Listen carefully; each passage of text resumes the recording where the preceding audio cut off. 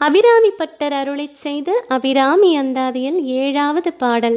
மலையென வரும் துன்பம் பனியென நீங்க.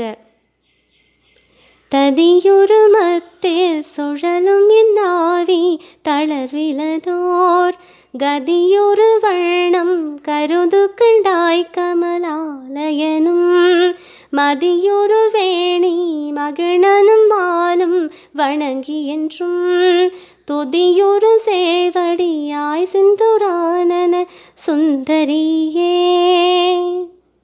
பாடலின் பொருள்.